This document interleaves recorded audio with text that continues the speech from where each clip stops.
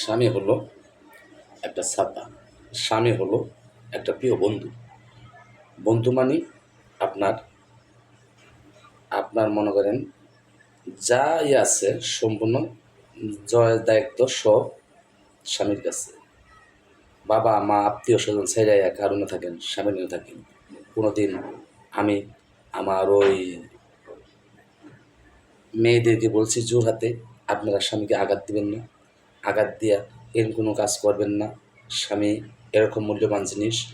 যদি আপনার স্বামী একটা অসুস্থ পড়ে থাকে, বিছনায় পড়ে যায়, দুরু করবেন না। দুরু করলে ভাববো আমার স্বামীর স্যালারি কারে এত কত সংসার করলাম, আর সে আমাকে আজ আমি বিছনায় অসুস্থ হয়ে গেছি দেখেই আমাকে দুরু করে।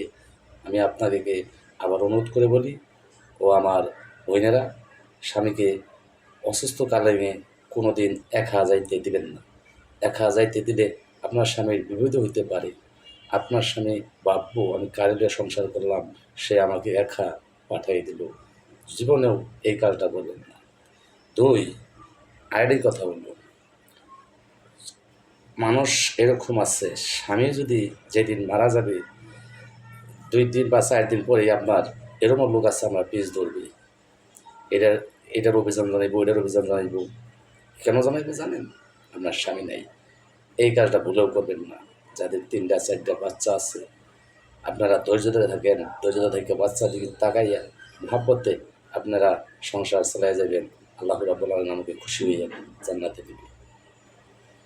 আরেকটি কথা হলো, আমরা হইলাম মূর্খ মানুষ, সবই বুঝি, কিন্তু বুঝি না একটা জিনিস, স্বামীর আদর, ভালোবাসা, স্নেহ বুঝি না।